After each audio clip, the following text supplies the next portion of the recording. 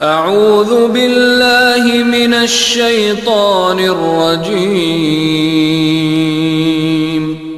بسم الله الرحمن الرحيم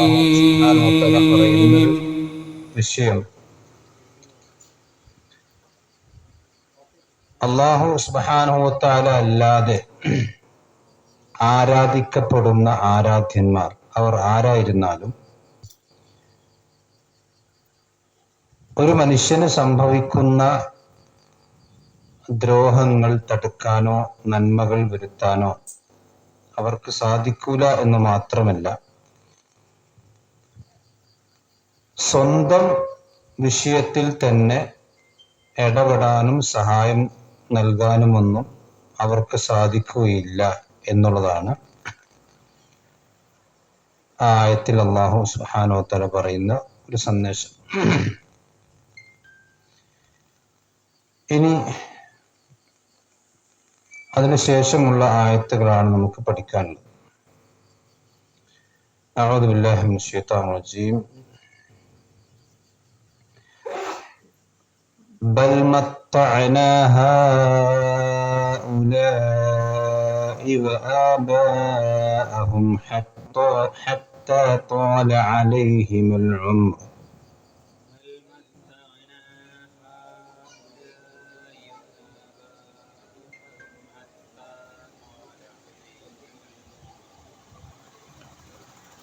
بل متعنا هؤلاء وآباءهم حتى طال عليهم العمر.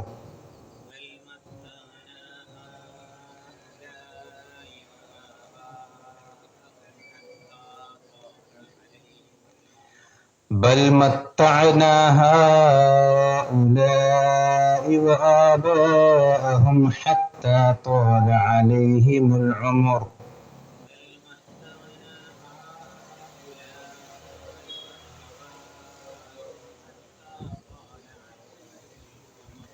أفلا يرون أنا نأتي الأرض ننقصها من أطرافها.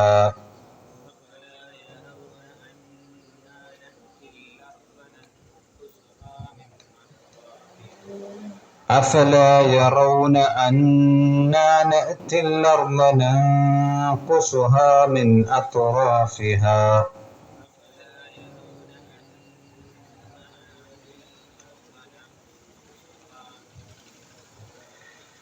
ننقصها من أطرافها أفهم الغالبون.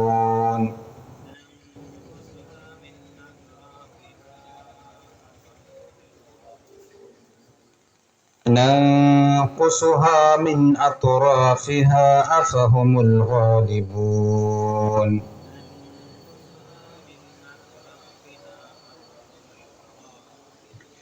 قل إنما أنذركم بالوحي.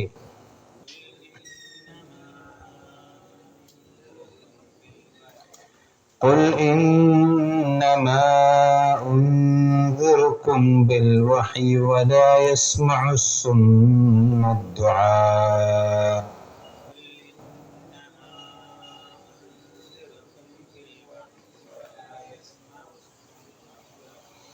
قل إنما أنذركم بالوحي ولا يسمع الصم الدعاء.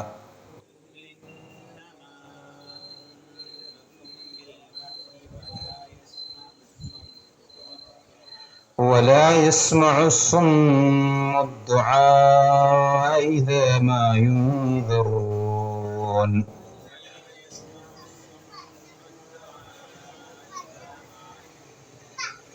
ولا يسمع الصم الدعاء إذا ما ينذرون.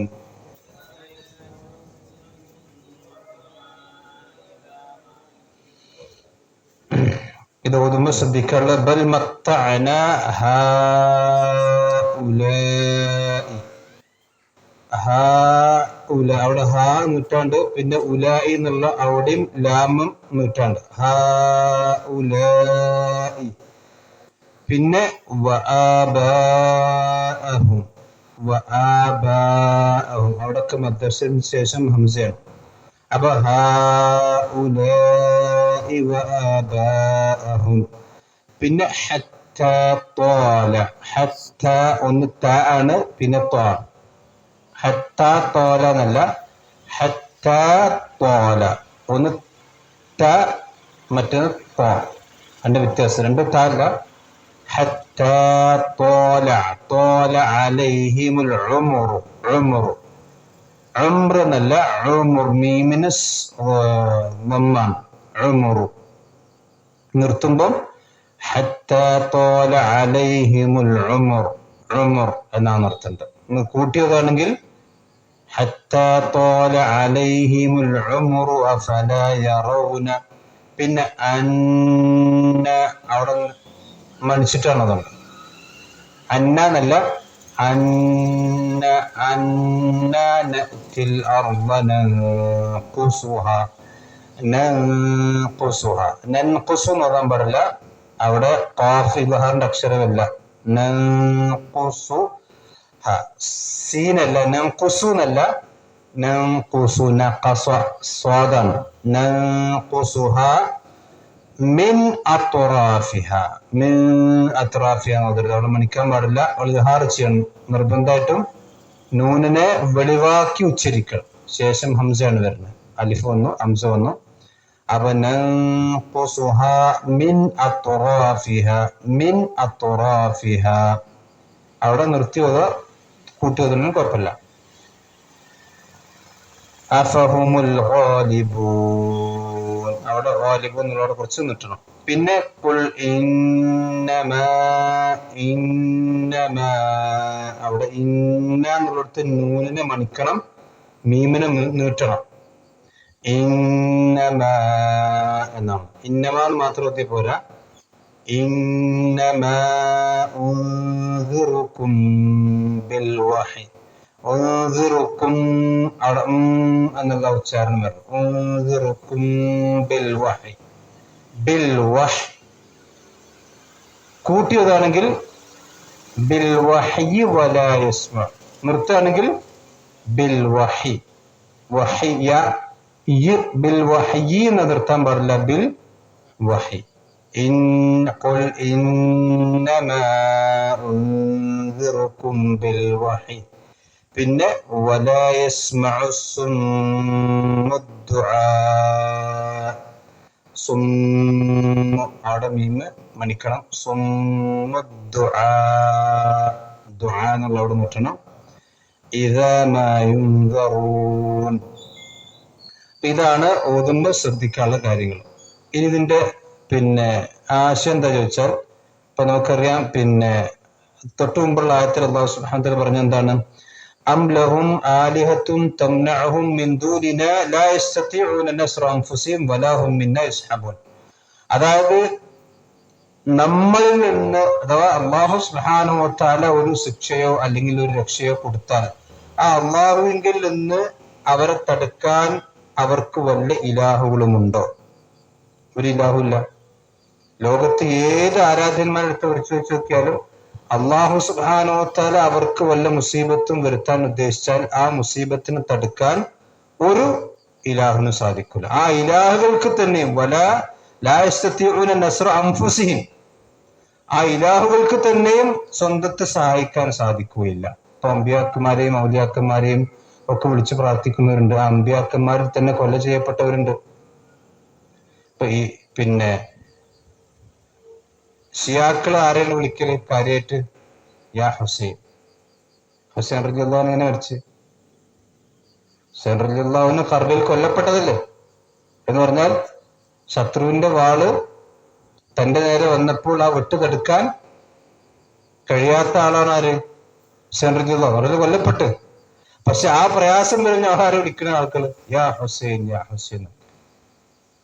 അതാണ് ലാ യസ്തതിഊന നസ്റ അൻഫുസിഹിം. സ്വന്തം നഫ്സിനെ തന്നെ സഹായിക്കാൻ കഴിയാത്തവരാണ് ഈ ആളുകൾ വിളിച്ച് പ്രാർത്ഥിച്ചുകൊണ്ടിരിക്കുന്നത്. ഇത്ര പൊട്ടത്തരാണ്. വലാഹും മിന്ന യസ്ഹബൂൻ, നമ്മിൽ നിന്ന് അവർക്കൊരു സഹായം വന്നെത്തുകയുമില്ല. അത് പറഞ്ഞതിന് ശേഷം അള്ളാഹു സുബ്ഹാനഹു വ തആല പറഞ്ഞത് വെച്ചാൽ ഈ ആളുകൾക്കൊക്കെ അള്ളാഹു ഒരുപാട് ചിന്തിക്കാനും പഠിക്കാനും മനസ്സിലാക്കാനും ഒക്കെയുള്ള ആയുസ്സും സമയവും ഈ ദുനിയാവിൽ അള്ളാഹ് കൊടുത്തിട്ടുണ്ട്. ഇതൊക്കെ ചിന്തിച്ച് ഒരു ദിവസം കൊണ്ട് പരീക്ഷ നടത്തി, രണ്ടാമത്തെ ദിവസം മരിപ്പിച്ച്, മൂന്നാമത്തെ ദിവസം ഖബർ, നാലാമത്തെ ദിവസം മഹ്ശർ, അങ്ങനെയല്ലല്ലോ അള്ളാന്റെ. ഒരുപാട് സാധനം. ബൽ മത്തഅന ഹൗലായി, ബൽ എന്നാൽ പക്ഷേ, മത്തഅന, മത്തഅ എന്ന് പറഞ്ഞ മത്താ എന്ന് പറഞ്ഞ മത്താ എന്ന് പറഞ്ഞ വിഭവം, മത്താ എന്ന് പറഞ്ഞ വിഭവം. മത്തഅന എന്ന് പറഞ്ഞാൽ നാം വിഭവം കൊടുത്തിട്ടുണ്ട്, നാം വിഭവം കൊടുത്തു. ഈ വിഭവം കൊണ്ട് ഉദ്ദേശിക്കുന്നതാ ദുനിയാവിന്റെ വിഭവമാണ്. ദുനിയാവിൽ നാം അവർക്ക് ഒരുപാട് മത്താഅകൾ കൊടുത്തു. മത്താഅ എന്ന് പറഞ്ഞാൽ അതില് സമ്പത്ത് ഉണ്ടാവും, അധികാരം ഉണ്ടാവും, അതുപോലെ തന്നെ സൗന്ദര്യം ഉണ്ടാവും, ആരോഗ്യം ഉണ്ടാവും, അതുപോലെ തന്നെ കുടുംബം ഉണ്ടാവും. ഇതൊക്കെ മത്താഅാണ്. മനസ്സിലായില്ലേ? അപ്പൊ ബൽ മത്തഅന ഹൗലായി, ഈ ആളുകൾക്ക് അഥവാ അല്ലാഹുവിനെ നിഷേധിച്ച് തള്ളുന്ന ഈ ആളുകൾക്ക് നാം മത്താഅ കൊടുത്തിട്ടുണ്ട്. ഹൗലായി എന്ന് പറയുന്ന വിഭാഗം. അവർക്ക് മാത്രമല്ല വആബാഅഹും, അവർക്കും കൊടുത്തിട്ടുണ്ട്, അതുപോലെ പാപ്പാർക്കും കൊടുത്തിട്ടുണ്ട്. എന്ന് പറഞ്ഞാൽ തലമുറയായി അള്ളാഹു. സൗണ്ട് ക്ലിയർ ഉണ്ടല്ലേ? ചെലമ്പില്ലല്ലോ. ആബാഹു എന്ന് പറഞ്ഞാൽ അവരുടെ പിതാക്കന്മാർക്കും. അബുൻ എന്നുള്ളൊരു ജമ്മാണെന്ത്? ആബ. അബുൻ എന്ന് പറഞ്ഞാ പിതാവ്. സാധാരണ പിതാവിലൂടെയാണ് എന്തിനു പോവുക? പരമ്പര പോവുക. പിതാവിലൂടെയാണ് എന്ത് ചെയ്യുക? പരമ്പര പോവുക. കാരണം മാതാവിലൂടെ അല്ല. മനസ്സിലായില്ലേ? അതിനൊരുപാട് ശരീരത്തിൽ ഒരുപാട് ഹിക്മത്തുകളുണ്ട്. പിന്നെ അതുകൊണ്ടാണ് പിതാവിലേക്ക് ചേർത്തിട്ടാണ് ആരെ വിളിക്കുക? കുട്ടികളെ വിളിക്കുക. ഉദ്ദുഉഹും ലിആബാഇ എന്നുള്ളവർ. നിങ്ങൾ ഒരാളെ പേര് വിളിക്കുമ്പോൾ അവിടെ വാപ്പാലേക്ക് ചേർത്തിട്ട് വിളിക്കണ്ടേ. വിശുദ്ധ ഖുർആനിൽ ആകെ ഉമ്മയിലേക്ക് ചേർത്തി വിളിച്ചത് ആരെ മാത്രമേ ഉള്ളൂ? ഈസാ ഇബ്നു മറിയം. ആരെ പേര്, ആരെ വാപ്പാന്റെ പേര് ഉമ്മാന്റെ പേരും അള്ളാഹ് പറഞ്ഞിട്ടില്ല. പക്ഷെ ആകെ ഉമ്മാന്റെ പേര് പറഞ്ഞ ആര് മാത്രം? ഈസാ നബി. കാരണം എന്താ? ഈസാ നബിക്ക് വാപ്പല്ലാത്തതുകൊണ്ട്. വാപ്പല്ലാത്തതുകൊണ്ടാണ്. അപ്പൊ ഉണ്ടെങ്കിൽ വാപ്പാലേക്കാണ് അള്ളാഹ് എന്ത് ചെയ്യുക? ചേർത്തി പറയാം. ഇത് ഖാദിയാനികൾക്ക് മറുപടിയാണ്. ഖാദിയാനികൾ പറഞ്ഞ ഈസാ നബിക്ക് വാപ്പുണ്ട് എന്നാ. ജൂതന്മാരും പറഞ്ഞ വാപ്പുണ്ട് എന്നാ. മനസ്സിലായില്ലേ? നഊദുബില്ലാ. മറിയം റളിയല്ലാഹു അൻഹ വ്യഭിചാരത്തിലൂടെ ഉണ്ടായ കുട്ടിയാണ് ഈസാ നബി. അതുകൊണ്ടാണ് ജൂതന്മാര് അംഗീകരിക്കാത്ത അവര് പറയാം. നഊദുബില്ലാ. അപ്പൊ അതുകൊണ്ട് തന്നെ ആബാവും അവരുടെ പിതാക്കന്മാർക്കും നാം മത്താഅ കൊടുത്തിട്ടുണ്ട്.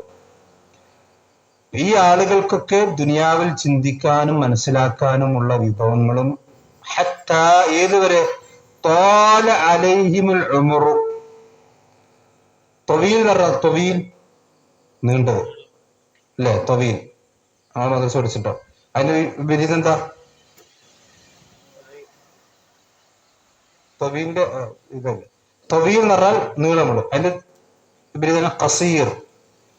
കബീർ എന്ന് പറഞ്ഞാലോ വലുത്. അതിന്റെ ചെറുത്, അതിന്റെ പിന്നെ സഗീർ. ഇത് കബീർ സഗീർ എന്ന് പറഞ്ഞ വലുപ്പം കൊണ്ടാണ്. കബീർ എന്ന് പറഞ്ഞ വലുപ്പം, സഗീർ എന്ന് പറഞ്ഞ ചെറുത്. പിന്നെ ത്വീൽ എന്ന് പറഞ്ഞാൽ വലുപ്പമല്ല, നീളം.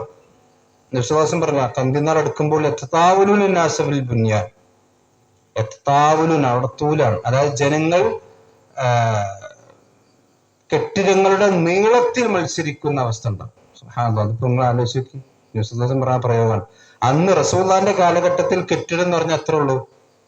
രണ്ടെട്ടുണ്ട്. അതായത് ഒരു പിന്നെ ഇപ്പൊ ഗൾഫിലൊക്കെ പോയി പഴയ വീട് കണ്ടാൽ കാണാം. അവിടെ ചെറിയ കൂടി വെച്ചിട്ട് പിന്നെ ഈ മണ്ണുകൊണ്ട് നമ്മളെ പഴയ വീടുണ്ടല്ലോ, നമ്മള് പണ്ടത്തെ വീടൊക്കെ മാളി ഇങ്ങനെ ഉണ്ടാകുക, മറ്റേ പലകൊക്കെ വെച്ചിട്ട് അതിന് മുകളിൽ മണ്ണിടലല്ലേ. അതുപോലത്തെ അറബി രാജ്യങ്ങളിൽ വീടുണ്ടാവും. നബി സല്ലല്ലാഹു അലൈഹി വസല്ലം ആദ്യം പിന്നെ ഹിജറ വന്നിട്ട് താമസിച്ച വീട് 2 തട്ടുള്ള വീടായിരുന്നു എന്നാണ്. അത്രയുള്ളൂ അന്നാണ് നബി സല്ലല്ലാഹു അലൈഹി വസല്ലം പറഞ്ഞ ഖിയാമത്ത് നാൾ അടുക്കുന്ന കാലഘട്ടത്തിൽ യതതാബുലൂന നാസ ഫിൽ ബുനിയാൻ. കെട്ടിടം ഉണ്ടാക്കുന്നതിൽ ജനങ്ങൾ എന്ത് ചെയ്യും? തൂലിന്റെ വിഷയത്തിൽ, നീളത്തിന്റെ വിഷയത്തിൽ. ഇവിടെ ദുബായിൽ ബുർജ് ഖലീഫ ഉണ്ടായി. അല്ല പിന്നെ സൗദി അറേബ്യയിൽ മത്സരിക്കാൻ നിൽക്കുകയാണ്. ഇപ്പൊ ഏകദേശം 60 തട്ട് കഴിഞ്ഞു. 1 കിലോമീറ്ററിന്റെ മേലെ പോകുന്ന സൗദിന്റെ. അപ്പോ തന്നെ ദുബായിൽ പിന്നെ വേറൊന്നും കൂടി തുടങ്ങി. ബുർജ് ദുബായ് എന്ന് പറഞ്ഞിട്ട് വേറൊന്നും പണിയെടുക്കും. എന്നാൽ അതിനെ എന്ത് ചെയ്യണം? ഓവർടേക്ക് ചെയ്യണല്ലോ. മനസ്സിലായില്ലേ? അതായത് ആൾക്കാർക്ക് താമസിക്കാൻ ബിൽഡിങ്ങിനകത്തൊന്നുമല്ല ഇപ്പൊ അവിടെ ഒന്നും. സൗദി അറേബ്യയിലാണെങ്കിൽ ദുബായിലാണെങ്കിലും ഇഷ്ടംപോലെ സ്ഥലമുണ്ട്. പക്ഷേ ഈ അട്ടിക്കട്ടിക്കട്ടിക്കട്ടിച്ച് എന്ത് ചെയ്യണം? അതാണ് തൂല് എന്ന് പറഞ്ഞത്. അപ്പൊ തോല എന്ന് പറഞ്ഞ നീണ്ടുപോയി. തോല അലൈഹിം, അവർക്ക് നീണ്ടുപോയിരിക്കുന്നു. ഉമറു, ഉമർ എന്ന് പറഞ്ഞാൽ വയസ്സ്, പ്രായം.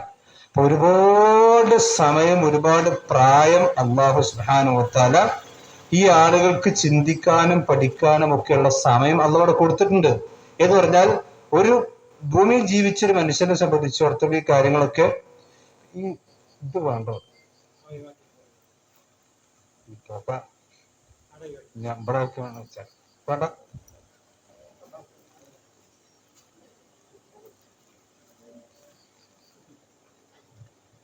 ഏകദേശം മണക്ക് പോയിണ്ടാവും. ഞാൻ സെറ്റ് ആവല്ലോ കുറച്ച് നേരം. മിനിയൂട്ടിയിൽ നമ്മൾ ആദ്യം ചെന്നപ്പോ ഭയങ്കര മണമായിരുന്നു നമുക്കൊക്കെ. ഇപ്പൊ നമുക്ക് മണമില്ല. പണ്ട് പിന്നെ കടപ്പുറത്തൊക്കെ കെട്ടിച്ചൊരു പെണ്ണിനെ കഥറിയലുണ്ട്. ആദ്യം ഇവിടെ ഒക്കെ ഭയങ്കര മണം, ഇപ്പൊ മണം പോയല്ലേ. അവർക്ക് എന്താ വെച്ചാല് മണം പോയതല്ല, അയക്കടെ സെറ്റ് ആവുന്നു കുറച്ച് നേരം. അതുപോലെ ഇപ്പൊ മണക്ക് പോയിണ്ടാവും. പിന്നെ അത് പറഞ്ഞ വെച്ചാൽ ഈ ഒരു മനുഷ്യനെ സംബന്ധിച്ചിടത്തോളം അല്ലാഹു സുബ്ഹാനഹു വ തആല ഇവിടുന്ന് പിന്നെ ഒരാൾക്കും എനിക്കൊരു ആയുസ് നീട്ടി കിട്ടിയിട്ടില്ല, അല്ലെങ്കിൽ എനിക്ക് ചിന്തിക്കാനും പഠിക്കാനും സമയം കിട്ടിയിട്ടില്ല എന്നൊരാൾക്ക് പറയാൻ കഴിയില്ല. കാരണം 15 വയസ്സ് വരെ അല്ലെങ്കിൽ പ്രായപൂർത്തിയാകുന്നവരെ അള്ളാഹുവിന് സമയം കൊടുത്തിട്ടുണ്ട്. അതിനുശേഷം അവനെന്നുണ്ടാവുള്ളൂ ഓന്റെ ഹിസാബ് ദാതാപൊക്കെ തുടങ്ങുള്ളൂ. ആ 15 വയസ്സ് എന്ന് പറഞ്ഞാൽ ഓന്റെ എല്ലാ കാര്യങ്ങളും ചിന്തിച്ച് മണിച്ച് തീരുമാനമെടുക്കാനുള്ള സമയം അവന് കിട്ടിയിട്ടുണ്ട്. ഇനി ഒരു 16-ാമത്തെ വയസ്സിലോ മരിച്ചാലും ഒരു വയസ്സിന്റെ ആയുസ് അവന് കിട്ടിയിട്ടുണ്ടല്ലോ, ഉണ്ടല്ലോ. അത് അള്ളാഹ് നീതി ചെയ്യില്ല. അതേ സമയത്ത് ബുലൂഗ് എത്താത്ത കുട്ടിയാണെങ്കിൽ ഒരു പക്ഷെ അവൻ എന്തുണ്ടാവില്ല, ഹിസാബ് അദാബ് ഉണ്ടായിക്കൊള്ളുന്നില്ല. അപ്പൊ അള്ളാഹു സുബ്ഹാനഹു ഹത്താ ത്വാല അലൈഹിം ഉംറു എന്ന് പറഞ്ഞാൽ അവർക്ക് ആയുസ് അള്ളാഹു ഒരുപാട് നീട്ടിക്കൊടുത്തിട്ടുണ്ട്. ഇപ്പൊ നമുക്കറിയാം നൂഹ് നബി അലൈഹി സ്വലാത്തു വസ്സലാമിന്റെ ഫലമൊക്കെ 950 കൊല്ലാണ്. 950 കൊല്ലം. അപ്പൊ നമ്മളെ സംബന്ധിച്ചിടത്തോളം അത്രയൊന്നും ആയുസ് ഇല്ല. അവര് ശരീരം കൊണ്ടും നമ്മളെക്കാൾ വലിയവരായിരുന്നു. ആദം നബിന്റെ വലുപ്പത്തിൽ റസൂൽ പറഞ്ഞ സിത്തൂനദിറ 60 മുഴം. ഏകദേശം 60 മുഴം ഒക്കെ പറഞ്ഞെങ്കിൽ നമ്മൾ ഈ പിന്നെ സിക്കപ്പിന്റെ പെരുന്നെക്കാട്ടി വലുപ്പം ഉണ്ടാവും. മനസ്സിലായേ? ആദം നബിന്റെ വലുപ്പം. അതുകൊണ്ടാണ് ഈ ആദ്യ സമുദായത്തിൽ ഹാവി എന്ന് പറഞ്ഞത്. ഈ പിന്നെ എന്താ പറയാ, വെട്ടിയിട്ടപ്പെട്ട ഈന്തപ്പനന്റെ തടികളെ പോലെ അവരിങ്ങനെ വീട് കിടക്കണം. മനുഷ്യന്മാർ വീടിനെ പറ്റി പറഞ്ഞു. അപ്പൊ ഇവിടെ ആയുസ് അള്ളാഹു സുബ്ഹാനഹു വ തആല കൊടുത്തിട്ടുണ്ട്. അപ്പൊ ചിന്തിക്കാനും മനസ്സിലാക്കാനൊക്കെ പ്രായം അള്ളാഹു അവർക്ക് കൊടുത്തു. ഇത് നമ്മൾ മനസ്സിലാക്കേണ്ടത് വെച്ചാൽ ഒരു മനുഷ്യനെ സംബന്ധിച്ചിടത്തോളം അള്ളാഹു അവന് ആയുസ് കൊടുക്കുക എന്ന് പറഞ്ഞാൽ അതൊരു ഹുജ്ജത്തുൻ അലൈഹി എന്നതിന് പറയും. അതായത് അത് അവന് എതിരെയുള്ള തെളിവാണ്. അവന് എതിരെയുള്ള തെളിവാണ്. അപ്പൊ നമുക്കൊരു ദിവസം വേറെ കിട്ടിയാൽ അള്ളാഹുവിന്റെ അടുക്കൽ അത്രയും ഉദുർ പറയാനുള്ള അവസരം നമുക്ക് എന്ത് ചെയ്യാണ്? കുറയാം. സമയം കിട്ടിയില്ല എന്ന് പറയാനുള്ള അവസരം കുറയാം. അതുകൊണ്ട് ഓരോ ദിവസം കഴിയും തോറും നമ്മൾ മരണത്തോട് അടുത്തുകൊണ്ടിരിക്കുന്നു, നമ്മുടെ ആയുസ് ചുരുങ്ങിക്കൊണ്ടിരിക്കുന്നു. നമ്മൾക്ക് അള്ളാഹുവിന്റെ, അതുകൊണ്ട് റസൂൽ പറഞ്ഞ മൻ ബലഗ 60 സനതൻ അഅദറഹുല്ലാഹ്, 60 വയസ്സ് ഒരാൾക്ക് കഴിഞ്ഞാൽ പിന്നെ അള്ളാഹു അയാൾക്ക് ഉദുർ ഉണ്ടാക്കൂല എന്ന് പറഞ്ഞാൽ അയാൾക്ക് പടച്ചവന്റെ മുമ്പിൽ പിന്നെ ഒരു ഇളവ് പറയാനും അള്ള അനുവാദം കൊടുക്കൂല. പറഞ്ഞെന്താ? 15 ബാക്കിയുള്ളവർക്ക് 58 അള്ളാന്റെ അടുത്ത് ചുള്ളി വശപ്പെടാന്നല്ല എന്ന് പറഞ്ഞാൽ അതോടുകൂടി അവനുള്ള ഒരു അവസരം കഴിഞ്ഞു. അതായത് പിന്നെ ഇത്രയും കാലം ഒരു പുരുഷായുസ് ജീവിച്ചിട്ട് വന്ന് ചിന്തിക്കാൻ തോല അലൈഹിം ഉംറ പറഞ്ഞു. ഉംറ ഒരുപാട് വർദ്ധിക്കണം. വിശ്വാസം പറഞ്ഞില്ലേ, മൻ തോല ഉംറുഹു വഹസുന ഹമലുഹു. ഒരു മനുഷ്യനെ സംബന്ധിച്ചിടത്തോളം ഏറ്റവും നല്ല മനുഷ്യൻ എന്ന് പറഞ്ഞാൽ ആയുസ് നീളുകയും അമല് നന്നാവുകയും ചെയ്യാം. അള്ളാഹു തൗഫീഖ് ചെയ്യുമാറാവട്ടെ. കാരണം ആയുസ് നീട്ടി കിട്ടിയിട്ട് അമല് നന്നാകാതെ സൂഉൽ ആഖിബത്ത് കിട്ടുന്ന ഒരുപാട് ആൾക്കാരുണ്ട്. കാരണം ആദ്യമൊക്കെ നന്നായി ജീവിച്ച് പക്ഷെ അവസാനത്തില് വളരെ മോശമായി ജീവിക്കുന്ന ആൾക്കാർ നമുക്ക് തന്നെ പരിചയത്തിലൊക്കെ ഉള്ള ഒരുപാട് ആൾക്കാർ. അള്ളാഹു എല്ലാം ഹിദായത്ത് കൊടുക്കട്ടെ. ഇത്രത്തോളം നമ്മളൊരു ഇതൊക്കെ വളരെ സജീവമായി പിന്നെ പ്രവർത്തിച്ചിരുന്ന ഗൾഫ് രാജ്യങ്ങളിലുള്ള പല സഹോദരന്മാരും എന്ന് പറഞ്ഞാൽ ഭയങ്കരമായും ഒരു വീട്ടിൽ ഖുർആൻ ക്ലാസ്സും കാര്യങ്ങളും എല്ലാം ഉണ്ടായിരുന്നു. അപ്പൊ നമ്മളിട്ടൊക്കെ വളരെ ബന്ധമുണ്ടായിരുന്ന ആളുകൾ. പക്ഷെ ഇപ്പൊ ഈ രംഗൊക്കെ വിട്ട് ദീനിന് തന്നെ പോണ രൂപത്തിലാണ്. അപ്പൊ അള്ളാഹു അതുകൊണ്ട് റസൂൽ പറഞ്ഞു ഇന്ന കുലുബുൽ ഇബാദി ബൈന ഇസ്ബഈനി മിൻ അസാബിഇല്ല. അള്ളാഹുവിന്റെ അടിമകളുടെ ഹൃദയം എന്ന് പറഞ്ഞാൽ അള്ളാഹിന്റെ 2 വിരലുകൾക്കിടയിലാണ്. അള്ളാഹ് ഉദ്ദേശിക്കുന്നിടത്ത് എന്ത് ചെയ്യും? തിരിച്ചു കളയും. ഒരു മനുഷ്യന് ഹിദായത്ത് കിട്ടാൻ കുറഞ്ഞ സമയം മതി. 1-2 കാര്യങ്ങൾ ചേർന്ന് മനസ്സിലാക്കിയാൽ അവന് ഹിദായത്ത് കിട്ടിക്കൂടാ ഇല്ല. ആ കിട്ടി ഹിദായത്ത് തിരിഞ്ഞു പോകാനും കുറഞ്ഞ സമയം മതി. മനസ്സിലായില്ലേ? അപ്പൊ റസൂലുള്ളാഹി സ്വല്ലല്ലാഹു അലൈഹി വസല്ലം പറഞ്ഞ ഒരു മനുഷ്യൻ, നല്ല മനുഷ്യൻ എന്ന് പറഞ്ഞാൽ മൻ ത്വാല ഉംറുഹു വഹസുന അമലുഹു, ഒരു മനുഷ്യന്റെ ആയുസ് കൂടുകയും അമൽ നന്നാവുകയും ചെയ്താൽ അവനാണ് നല്ലവൻ. അതേസമയത്ത് ഏറ്റവും മോശപ്പെട്ട മനുഷ്യൻ മൻ ത്വാല ഉംറുഹു വസഅ അമലുഹു, ഒരു മനുഷ്യന്റെ ഉംറ് നല്ലോണ്ട്, വയസ്സെല്ലാം കിട്ടിയിട്ടുണ്ട്, പക്ഷെ വയസ്സ് കിട്ടിയിട്ടുണ്ട്, അവന്റെ അമലൊക്കെ പൊളിഞ്ഞു പാളീസായ അവനാണ്.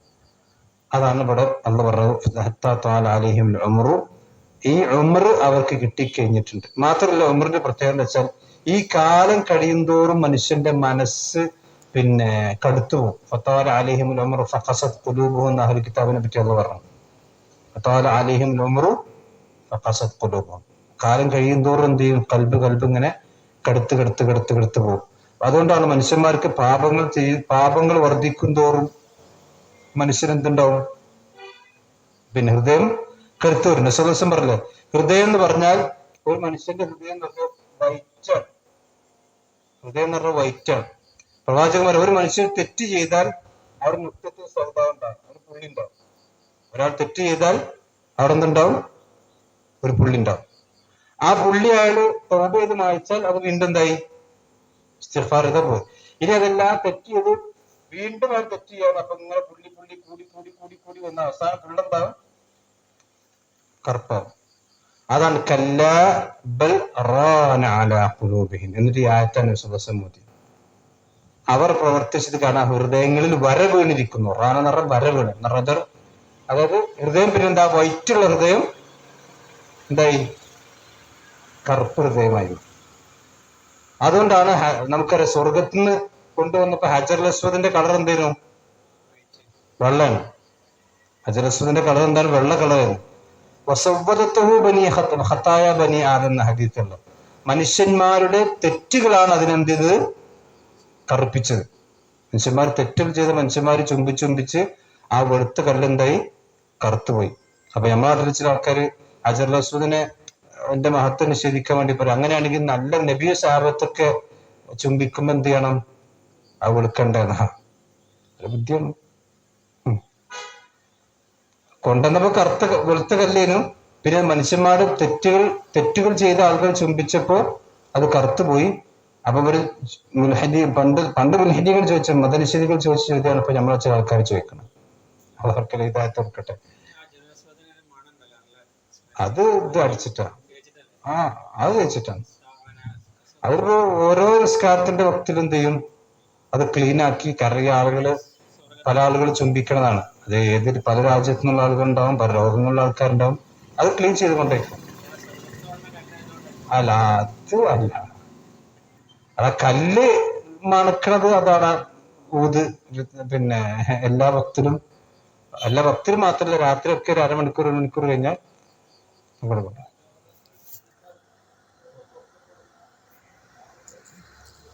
ഹജറുൽ അസ്വദ് ചുംബിച്ചാൽ ഈമാൻ ലോ ആവറേജിലുണ്ടാകാം.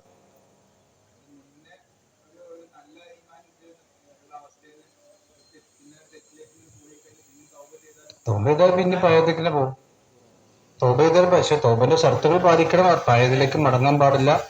അങ്ങനത്തെ ഷർത്തുകളൊക്കെ പാലിച്ചാൽ അതിലേക്ക് തന്നെ പോകും. കുഫർ വരെ ചെയ്ത ആളുകൾക്ക് കുഫർ ചെയ്ത തൗബ ചെയ്താൽ പിന്നെ ഈമാൻ പുതുതായി ഉണ്ടാവില്ലേ? അപ്പൊ ഹത്താ ത്വാല അലൈഹിമുൽ ഉംറ. അപ്പൊ ഒരു മനുഷ്യന്റെ ആയുസ് അല്ലാഹു സുബ്ഹാനഹു വ തആല നൽകുന്ന നിഅമത്താണ്. അതുകൊണ്ടാണ് പ്രവാചകന്റെ ഹദീസിൽ കാണാം, ലാ തസൂലു ഖദമ അബ്ദിൻ ഹത്താ യുസ്അല അൻ 40. 4 കാര്യങ്ങളെ സംബന്ധിച്ച് ചോദ്യം ചെയ്യപ്പെടാതെ ഒരു മനുഷ്യന്റെ കാല് അള്ളാഹു പരലോകത്ത് എന്ത് ചെയ്യൂല? അനക്കാൻ സമ്മതിക്കൂല. അതിൽ ഒന്നാമത്തെ ചോദ്യം എന്താ? അൻ ഉംറിഹി, ഈ ഉംറ അവന്റെ ആയുസിനെ കുറിച്ച്. ഫീമ അഫ്നാഹു, അവന്റെ ആയുസ് അവൻ എന്തിനു വേണ്ടി ചെലവഴിച്ചു. അപ്പൊ ആയുസിനെ കുറിച്ചുള്ള ചോദ്യം എന്താ വെച്ചാൽ, 60 കൊല്ലം എങ്ങനെ ജീവിച്ചു, അതിന്റെ ജോലി എന്താന്നുള്ളതല്ല അവിടെ. നീ 60 കൊല്ലം എങ്ങനെ നീ 60 കൊല്ലം ജീവിച്ചിട്ട് ഈ ദീനിന് വേണ്ടി എന്ത് ചെയ്തു, അതാ ചോദ്യം. അതൊക്കെ 60 കൊല്ലം ജീവിച്ച് എനിക്ക് കൂലിപ്പണി തന്നെ, ഞാൻ എന്റെ കുട്ടികളും മക്കൾ നോക്കി, ഹലാസ്. ഇതല്ല. നീ 50 കൊല്ലാണെങ്കിൽ 50 കൊല്ലം, 30 കൊല്ലാണെങ്കിൽ 30 കൊല്ലം, 20 കൊല്ലാണെങ്കിൽ 20 കൊല്ലം. ഈ 20 കൊല്ലത്തിന് 30 അല്ലെങ്കിൽ 50, 60 കൊല്ലത്തിനൊക്കെ നീ നിന്റെ അള്ളാഹുവിന്റെ ദീനിന് വേണ്ടി, നിനക്ക് വേണ്ടി എന്ത് ചെയ്തു? അതൊക്കെ എനിക്കും നിങ്ങൾക്ക് എല്ലാവർക്കും ഉള്ള ചോദ്യമാണ്. അതിന്റെ ഉത്തരം ഇതിന്റെ നമ്മൾ അപ്പനാപ്പനെയാണ്. ശരിയല്ലേ? അതിന്റെ വാപ്പാക്ക് ആനുണ്ടെങ്കിൽ ഇവിടെ താഴ്മയുണ്ടാവില്ല എന്നില്ലേ? അതേപോലെ തന്നെ വാപ്പ നല്ലവനാണെങ്കിൽ വാപ്പ നല്ലവനാവും, അല്ലെങ്കിൽ വല്യാപ്പ നല്ലവനാണെങ്കിൽ വല്യാപ്പ നല്ലവനാവും. മക്കൾ നന്നായ വാപ്പാക്കും കിട്ടൂല, മക്കൾ നന്നായ വാപ്പ നന്നാക്കിയാലും കിട്ടും, അൽഹംദുലില്ലാ. ഇനി അതല്ല മക്കളെ കൊണ്ട് വാപ്പ രക്ഷപ്പെടൂല, അങ്ങനെയൊക്കെ ആണെങ്കിൽ ഇബ്രാഹിം നബിനെ കൊണ്ട് ആരും രക്ഷപ്പെടണം? ഇബ്രാഹിമിന്റെ വാപ്പ രക്ഷപ്പെടണ്ടേ? രക്ഷപ്പെടൂലല്ലോ. അതൊക്കെ അപ്പനാപ്പന ചെയ്യേണ്ട കാര്യങ്ങളാണ്. എന്നിട്ട് അള്ളാഹു സുബ്ഹാനഹു വ തആല പറയാണ്, ഈ ഇതൊക്കെ ഭൗതികമായ ഒരുപാട് ദൃഷ്ടാന്തങ്ങൾ അള്ളാഹു കൊടുത്തു.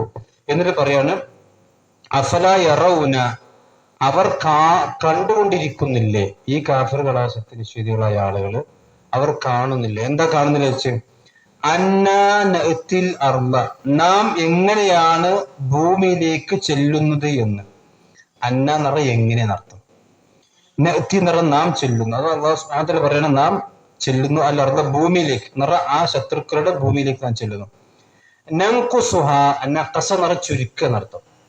നഖസ് നിറൽ ചുരുക്ക, നാഖിസ് നിറ ചുരുങ്ങിയത്, കാമിൽ നിറ ഫുള്ളായി, നാഖിസ് നിറ ചുരുങ്ങിയത്. അപ്പൊ നൻഖുസുഹ, ആ ഭൂമിയെ നാം ചുരുക്കിക്കൊണ്ടിരിക്കുന്നു. മിൻ അത്റാഫിഹ, അതിന്റെ അറ്റങ്ങളിൽ നിന്ന്. അപ്പൊ ഈ ആയത്തിന്റെ അർത്ഥം എന്താ വെച്ചാൽ, സത്യനിഷേധികളായ ആളുകൾ കാണുന്നില്ലേ, അവരുടെ ഭൂമിയിലേക്ക് നാം ചെല്ലുകയും ആ ഭൂമിയുടെ അറ്റങ്ങളിൽ നിന്ന് നാം ചുരുക്കിക്കൊണ്ടിരിക്കുകയും ചെയ്യുന്നത് അവർ കാണുന്നില്ലേന്നാണ്. ഈ ആയത്തിനെ തഫ്സീർ ചെയ്തപ്പോൾ പണ്ഡിതന്മാര് 2-3 വ്യാഖ്യാനങ്ങളാണ് പറഞ്ഞിട്ടുള്ളത്. അപ്പൊ നമുക്കറിയാം, പിന്നെ നബി സല്ലല്ലാഹു അലൈഹി വസല്ലമ പിന്നെ മക്കയിൽ ഉണ്ടായിരുന്ന കാലം. അപ്പൊ നോക്കിക്കോ, ഇവിടെ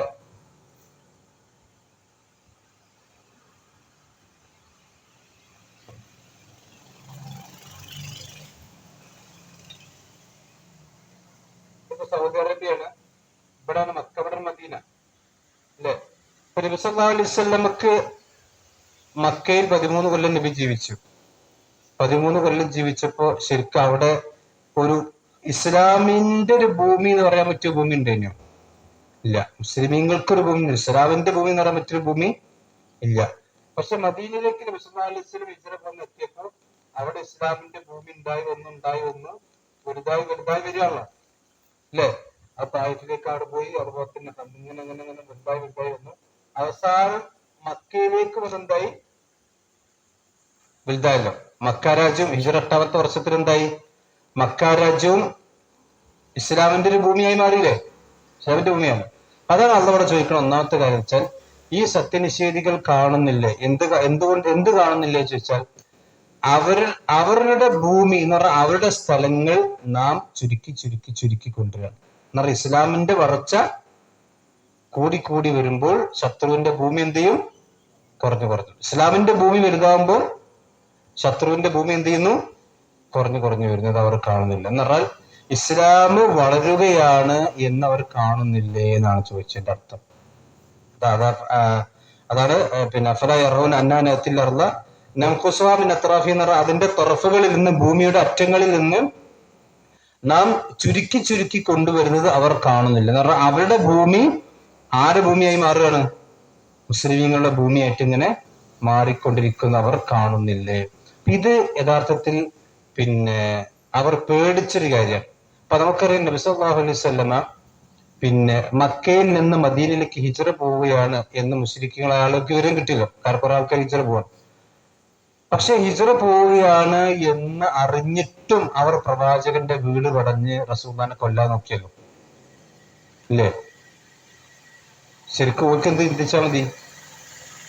പോയി ശല്യം ഒഴിവായി കിട്ടി, ഇനി പോകണേ, എവിടെക്കെങ്കിലും പോയിക്കോട്ടെ, നമ്മൾ സേഫ് ആയിരുന്നില്ല. ഓരെന്താ ചിന്തിച്ചത്? ഒരു ചിന്തിച്ചെന്താ വെച്ചാൽ ഇവിടുന്ന് നബി സല്ലല്ലാഹു അലൈഹി വസല്ലം മക്കയിൽ നിന്ന് മദീനയിലേക്ക് പോയാൽ നമുക്ക് ശല്യമായി കിട്ടും. പക്ഷേ അവിടെ എന്ത് ചെയ്യും? ഇസ്ലാം വളരും. അപ്പൊ ഇസ്ലാമിന്റെ വളർച്ചയാണ് ആര് ഭയപ്പെട്ടത്? ശത്രുക്കൾ ഭയപ്പെട്ടത്. അതുകൊണ്ടാണ് മക്കയിൽ നിന്ന് മദീനയിലേക്ക് ഹിജ്റ പോവുകയാണ് എന്ന് അറിഞ്ഞിട്ടും അവർ റസൂലുള്ളാഹിനെ കൊല്ലാൻ ഓർഡർ കൊടുത്തത്.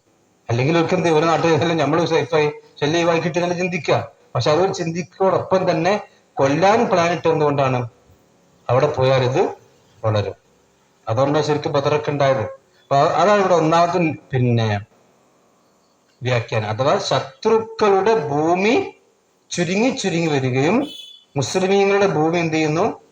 കൂടുതൽ കൂടുതലായി വളരുകയും ചെയ്യും. ഇപ്പൊ നിങ്ങൾ ആലോചിച്ച് ശരിക്ക് ആ മദീനയിൽ നിന്ന് ഇപ്പൊ റസൂലുള്ളാഹി സ്വല്ലല്ലാഹു അലൈഹി വസല്ലമ ലോകത്തിന്റെ നാനാഭാഗങ്ങളിൽ സഹാബത്തിന് പറഞ്ഞു വെച്ച് ദഅവത്ത് നടത്തി. ഇപ്പൊ ഇസ്ലാമിന്റെ സന്ദേശമില്ലാത്ത ഒരു മണ്ണ് ലോകത്തുണ്ടോ? ഇല്ലല്ലോ. നിങ്ങൾ ആലോചിച്ച് ശരിക്കും ഓൺലൈൻ എന്നൊക്കെ പറഞ്ഞാൽ റസൂൽ പറഞ്ഞില്ലേ, ഖിയാമത്ത് നാൾ എടുക്കുമ്പോൾ ഒരു വീടുണ്ടോ? ഇല്ല. ലാ ബൈത മദരിൻ വലാ മദരിൻ. അതായത് ഒരു കുടിൽ മുതൽ കൊട്ടാരം വരെ ഇസ്ലാമിന്റെ സന്ദേശം എന്തെയും എത്തും. അതിപ്പോ നമ്മള് ഡോക്ടറുകൾ നടത്തിയിട്ട് എത്തിക്കുന്നിടത്തുണ്ട്. ഇനി അതല്ലാതെ തന്നെ ഇപ്പൊ നിങ്ങൾ ആലോചിച്ച് പീസിയുടെ സംവിധാനങ്ങള്, ഓൺലൈൻ സംവിധാനങ്ങള്, ഇപ്പൊ ഏതൊരു ആൾക്ക് സ്വന്തം വീട്ടിന്റെ ഉള്ളിൽ കുത്തുന്ന ഇസ്ലാമിനെ പറ്റി പഠിക്കാലോ, ഏത് വാക്കും കേൾക്കാലോ. പണ്ടൊക്കെ വേദ വെക്കാൻ പോകാൻ പാടില്ല എന്ന് ഇന്നിങ്ങനെ നോക്കാൻ പാടില്ല, മുസ്ലിയാക്കന്മാരൊന്നും ഇതുകൊണ്ടല്ല കാര്യമുണ്ടോ? ആർക്ക് ഓർക്കാൻ പാടില്ല എന്ന് പറഞ്ഞ ആൾക്കാരനെ ആദ്യം നോക്കണേ. ഇത് അബൂജഹൽ എന്നാണ്ട് റസൂലുള്ളാഹിന്റെ ഖുർആൻ കേൾക്കണമെങ്കിൽ മൂപ്പരെല്ലാ ഖുർആൻ കേൾക്കരുത് തടയും. പക്ഷെ മൂപ്പര് റസൂലുള്ളാഹിന്റെ ഖുർആൻ വേണ്ടത് എന്ത് ചെയ്യും? നിസ്കരിക്കണത് ഇങ്ങനെ അബൂബക്കർ റസൂലുള്ളാഹി നിസ്കരിക്കണം കേൾക്കുകയും ചെയ്യും. അപ്പൊ അതിന്റെ വശം ഇതുകൊണ്ടാണ്. അപ്പൊ ഇവിടെ പറഞ്ഞ ഒന്നാമത്തെ വ്യാഖ്യാനം, ശത്രുവിന്റെ ഭൂമി എന്ത് ചെയ്യുന്നു? കുറഞ്ഞു വരുന്നു. ഇസ്ലാമിന്റെ ഭൂമികൾ എന്ത് ചെയ്യുന്നു? വർദ്ധിച്ചു വരുന്നു. രണ്ടാമത്തെ വ്യാഖ്യാനം പണ്ഡിതന്മാർ പറഞ്ഞു വെച്ചാൽ, അതായത് ഇവിടെ ഒരു ഭൂമിയുടെ നിലനിൽപ്പ് അല്ലെങ്കിൽ ഒരു രാജ്യത്തിന്റെ നിലനിൽപ്പ് എന്ന് പറഞ്ഞാൽ അതിന്റെ നേതൃത്വമാണ്. ഒരു സമൂഹത്തിൽ നിലനിൽക്കണമെങ്കിൽ എന്ത് വേണം? നല്ലൊരു നേതാവും അല്ലെങ്കിൽ നേതൃത്വമാണല്ലോ വേണ്ടേ? ഒരു രാജ്യത്തിന്റെ പുരോഗതി എന്ന് പറയുന്നത് നല്ലൊരു ഭരണാധികാരിയാണല്ലോ. ഇപ്പൊ നമുക്കറിയാം ഇപ്പത്തെ ഇന്ത്യന്റെ അവസ്ഥ എന്താണല്ലോ. മറ്റേ ജവഹർലാൽ നെഹ്റുവിന്റെ ഇന്ത്യയും നമ്മുടെ നരേന്ദ്രമോദിന്റെ ഇന്ത്യയും തമ്മിലുള്ള വ്യത്യാസം നമുക്ക് ശരിക്കറിയാം. എന്തുകൊണ്ട്? അതേ ഇന്ത്യയും അതേ കോൺസ്റ്റിറ്റ്യൂഷനും അതേ പാർലമെന്റും അതേ പോലീസും അതേ പട്ടാളമൊക്കെ തന്നെ ഇവിടെ ഉള്ളു. നിയമമൊന്നും മാറിയിട്ടില്ല. മാറിയത് ആരാണ്? ഭരണാധികാരികൾ. ഭരണാധികാരികളുടെ കഴിവാണ് ശരിക്ക് ഒരു രാജ്യത്തിന്റെ പുരോഗതി എന്ന് പറയുന്നത്. അപ്പൊ ഇവിടെ ആ രാജ്യത്തെ നശിപ്പിക്കുക എന്ന് പറഞ്ഞാൽ രണ്ടാമത്തെ വ്യാഖ്യാനം പണ്ഡിതന്മാർ പറഞ്ഞത്, ഈ ശത്രുക്കളുടെ നേതാക്കന്മാരെ എന്ത് ചെയ്യുന്നു? കുറച്ച് അപ്പൊ നിങ്ങൾ ബദർ യുദ്ധം കഴിഞ്ഞതോടുകൂടി ശരിക്ക് മക്കൾക്ക് നാഥനില്ലാതായി. പിന്നെ ആകേണ്ടത് അബൂ സുഫിയാനാണ്. പക്ഷെ അബൂ സുഫിയാൻ റളിയല്ലാഹു അൻഹു മക്കം ഫത്തോടുകൂടി എന്ത് ചെയ്തു? അബൂ സുഫിയാൻ ഇപ്പൊ ആരോടുള്ളത്? പിന്നെ ഇക്രിമ ഉണ്ടായിരുന്നു. പക്ഷെ ഇക്രിമ ഓടിപ്പോകാൻ നോക്കി അവസാനം കടലിൽ നിന്ന് അള്ളാഹിനെ വിളിക്കാൻ പറഞ്ഞപ്പോ ഇങ്ങോട്ടനെ തിരിച്ചെന്ന് ഇസ്ലാം സ്വീകരിച്ചു. അപ്പൊ ശത്രുവിന്റെ നേതാക്കന്മാർ അന്ന് എന്ത് ചെയ്യുന്നു? ചുരുക്കി കൊണ്ടുവരുന്നു. ഇതൊരു വ്യാഖ്യാനം. ഇനി അതല്ല, ആധുനികരായ ചില പണ്ഡിതന്മാര് ഇതിന് മറ്റൊരു വ്യാഖ്യാനം കൂടി പറഞ്ഞിട്ടുണ്ട്. അതായത് ഇപ്പൊ നമുക്കറിയാം, ഭൂമി എന്ന് പറഞ്ഞാൽ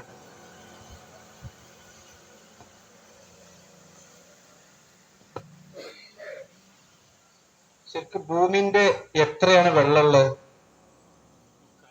ഭൂമിന്റെ 3 ഭാഗമാണെങ്കിൽ 3/2 എന്താണ്? വെള്ളല്ലേ? അതായത് ഭൂമിയുടെ ഒരു ഭൂമിയാണെങ്കിൽ അതിന്റെ 3 ശരിക്ക് 3/2 ഭാഗം ഏകദേശം എന്താണ്? വെള്ളം. ഇനി മാത്രവുമല്ല, ഇപ്പൊ നമുക്കറിയാം ശാസ്ത്രീയമായ പഠനത്തിലേക്ക് വെച്ചാൽ കര കുറഞ്ഞു വരികയാണ്. കര കുറഞ്ഞ് കടൽ എന്ത് ചെയ്യാണ്? കയറി വരികയാണ്. അതായത് ഭൂമി കുറയുകയും കര കുറയുകയും എന്ത് ചെയ്യണം? കടല് കൂടി വരികയും. നമുക്ക് പണ്ടത്തെ കോഴിക്കോട് കടപ്പുറവും ഇപ്പത്തെ കോഴിക്കോട് കടപ്പുറം പോയൊക്കെയുള്ള ആൾക്കറിയാം. കുറെ എടുക്കുന്നിട്ടുണ്ട് കടല് ഇപ്പുറത്ത് പോന്നിട്ട്. അത് ആധുനിക പണ്ഡിതന്മാർ വ്യാഖ്യാനിക്കുന്ന വെച്ചാൽ, അഥവാ ഇത് ഈ റസൂലുള്ളാഹി സ്വല്ലല്ലാഹു അലൈഹി വസല്ലം കാലഘട്ടത്തിൽ സമുദ്രം എന്ന് ഇത്ര അതിന്റെ കരയും വീഴുന്ന വിസ്തീർണം നടന്നിട്ടൊന്നുമല്ല. നേരെ മറിച്ച് കര കുറഞ്ഞു വരികയും മനുഷ്യന്മാർക്ക് താമസിക്കാനുള്ള കര കുറഞ്ഞു വരികയും അതുപോലെ തന്നെ കടൽ വർദ്ധിച്ചു വരികയും ചെയ്യുന്ന ഒരു പ്രതിഭാസം ഇന്ന് ശാസ്ത്രീയമായി അംഗീകരിക്കപ്പെട്ടതും തെളിവുകൾ കൊണ്ട് സ്ഥാപിക്കപ്പെട്ടതാണ്. ഒരു പക്ഷെ അതിലേക്കായിരിക്കാം അള്ളാഹു സുബ്ഹാനഹു സൂചന നൽകുന്നത് എന്നും പറഞ്ഞ ആധുനിക പണ്ഡിതന്മാരുണ്ട്. നമ്മളെന്താ വെച്ചാൽ ശാസ്ത്രീയമായ വ്യാഖ്യാനങ്ങളൊക്കെ അത്രേ നമ്മൾ എടുക്കേണ്ടുള്ളൂ. അതിപ്പോ ഇനിയിപ്പോ കര കുറഞ്ഞാലും കൂടിയാലും നമുക്ക് പ്രശ്നമൊന്നുമില്ല. ഇനിയിപ്പോ ഈ ആയത്തിന്റെ അത് വ്യാഖ്യാനം ഉണ്ടായി അടിച്ചാലും കുഴപ്പമൊന്നുമില്ല. പക്ഷെ ആദ്യത്തെ വ്യാഖ്യാനമാണ് ഏറ്റവും റാജിഹായ വ്യാഖ്യാനം എന്ന് പറഞ്ഞാൽ ശത്രുക്കളുടെ ഭൂമി എന്ത് ചെയ്യുന്നു, കുറഞ്ഞു വരികയും മുസ്ലിമീങ്ങളുടെ ആധിപത്യം വർദ്ധിച്ചു വരികയും ചെയ്യുന്നത് അവർ കാണുന്നില്ലേ എന്നാണ്. ഫലയറൂന, അവർ കാണുന്നില്ല. അപ്പൊ അത് കണ്ടിട്ട് എന്ത് ചെയ്യണം? ശരിക്കും ഇസ്ലാമിന്റെ ശക്തി ക്ഷയിക്കുകയല്ല, വർദ്ധിക്കുകയാണ് ചെയ്യുന്നത്. അത് ലോകത്തിന് അങ്ങനെ ഉണ്ടാവുള്ളൂ. എവിടെങ്കിലൊക്കെ കുറച്ചൊക്കെ പ്രയാസങ്ങളും ബുദ്ധിമുട്ടുകളും എല്ലാ കാലഘട്ടത്തിലും ഉണ്ടായിട്ടുണ്ട്. പക്ഷെ ആ പ്രയാസങ്ങൾ ഉണ്ടായിടത്തൊക്കെ ഇസ്ലാം തിരിച്ച് വരികയും ചെയ്തിട്ടുണ്ട്. അപ്പൊ നിങ്ങൾ ആലോചിച്ച് റസൂൽ പണ്ട് റസൂലുള്ളാഹിന്റെ ഹദീസിൽ കാണാം, ഗസ്വത്തുൽ ഹിന്ദ്, ഇന്ത്യയോട് യുദ്ധം ചെയ്യുന്നവർക്ക് സ്വർഗമുണ്ട് എന്ന് നബി പറഞ്ഞിട്ടുണ്ട്. ഇന്ത്യയോട് യുദ്ധം ചെയ്യും, ഗസ്വത്തുൽ ഹിന്ദ്. തിരുബിന്റെ സുന്നിലൊക്കെ കാണാം ഗസ്വത്തുൽ ഹിന്ദ്. അബൂ റളിയല്ലാഹു ധരിക്കുന്ന ഇന്ത്യയോട് യുദ്ധം ചെയ്യുന്നവർക്ക് സ്വർഗമുണ്ട്. അതെന്തുകൊണ്ടാ അറിയാം? അത് ഇന്ത്യ അല്ല, ഹിന്ദ് എന്ന് പറഞ്ഞാൽ പണ്ടത്തെ ഇന്ത്യ എന്ന് പറഞ്ഞാൽ പാകിസ്ഥാനും ഈ സിന്ധ് പ്രദേശം നിറ ശിർക്കിന്റെ കൊത്തളായിരുന്നു ഈ നാട്. ആഫ്രിക്കയിലേക്ക് വരെ ഇസ്ലാമിന്റെ ദഅവത്ത് എത്തിച്ചിട്ടുണ്ട് സഹാബത്ത്. പക്ഷെ ഇവിടെ കടക്കാൻ കഴിഞ്ഞില്ല. അത്രയും വലിയ ഷിർക്കിന്റെ കേന്ദ്രമായിരുന്നു. അപ്പൊ അവിടേക്ക് ജിഹാദ് ചെയ്ത് ഇസ്ലാമിന്റെ സന്ദേശം എത്തിക്കുക എന്ന് പറഞ്ഞാൽ അത് വളരെ വലിയൊരു എന്താ പറയുക ടാസ്ക്. നമ്മൾ സാധാരണ പറയാം, നമ്മൾ അത്രയും വലിയൊരു പ്രയത്നം ആവശ്യമുള്ള ഒരു ജോലിയാണ്. അതുകൊണ്ട് തന്നെ ആ ഒരു പരിശ്രമം ഏറ്റെടുക്കാൻ തയ്യാറുള്ളവർക്ക് സ്വർഗമുണ്ട്. അത് മുഹമ്മദ് ബിൻ ഖാസിം റഹ്മത്തുള്ളാഹി അലൈഹിയുടെ കാലഘട്ടത്തിൽ സംഭവിച്ചിട്ടുണ്ട്. ഇപ്പോൾ ആലോചിച്ച്, ആ ഇന്ത്യയിലെ എന്നപ്പോ ലോകത്തിൽ തന്നെ ഏറ്റവും കൂടുതൽ മുസ്ലിമീങ്ങളുള്ളത് എന്താണെന്ന് വെച്ച് കഴിഞ്ഞാൽ ഇന്ത്യയിലല്ലേ. ഒരു കാലഘട്ടത്തിൽ ഇസ്ലാമിന് കയറാൻ പോലും കഴിയാത്ത നാട്ടിലാണ് ഇന്ന് ലോകത്ത് ഏറ്റവും കൂടുതൽ മുസ്ലിങ്ങളുള്ള ഒരു നാട്. സൗദി അറേബ്യ പോലും ഉണ്ടോ ഇത്ര മുസ്ലിങ്ങൾ? ജനസംഖ്യ ഒന്നും ഇല്ല എന്നുള്ളത് വേറെ കാര്യം. എമർജൻസിൽ അതാണ് അള്ളാഹ് പറഞ്ഞത്. അള്ളാഹു ശത്രുവിന്റെ ഭൂമി എന്ത് ചെയ്യാണ്? കുറച്ച് കൊണ്ടുവരികയാണ്. ഇപ്പൊ ഇസ്ലാമിന്റെ വളർച്ചയും ഇസ്ലാമിന്റെ ശബ്ദവും ഇല്ലാത്തൊരു സ്ഥലം ഈ ഭൂമിയിൽ ഉണ്ടാവില്ല. അതിന് കടലിലും കരയിലൊക്കെ ഇസ്ലാമിന്റെ അതാണ് അൽ ഇസ്ലാം യഅലു വലാ യുഅലാ അലൈഹി. ഇസ്ലാം ഉന്നതിയിലേക്ക് പോവുക ചെയ്യുക, അതിലൊക്കെ തളച്ചുണ്ടാവില്ല. അതുകൊണ്ടാണ് ഖുർആൻ സൂറത്ത് സഫിൽ കാണാം, ഹുവല്ലദീ ബഅസ ഫിൽ ഉമ്മീന ലിയുദ്ഹിറഹു അലദ്ദീനി കുല്ലിഹി വലൗ കരിഹൽ മുശ്രികൂൻ. എല്ലാ ദീനിനെയും ഈ ദീൻ അതിജയിക്കും. ലിയുദ്ഹിറഹു അലദ്ദീനി കുല്ലി, എല്ലാ ദീനിനെയും അതിജയിക്കാനുള്ള പവർ ആർക്കുണ്ട്? ഇസ്ലാമിനുണ്ട്. വലൗ കരിഹൽ മുശ്രികൂൻ. മുശ്രിക്കിന് എത്ര ഉറപ്പുണ്ടെങ്കിലും ശരി, അള്ളാന്റെ ദീനിനെ എന്ത് ചെയ്യുക? വിജയിക്കുക.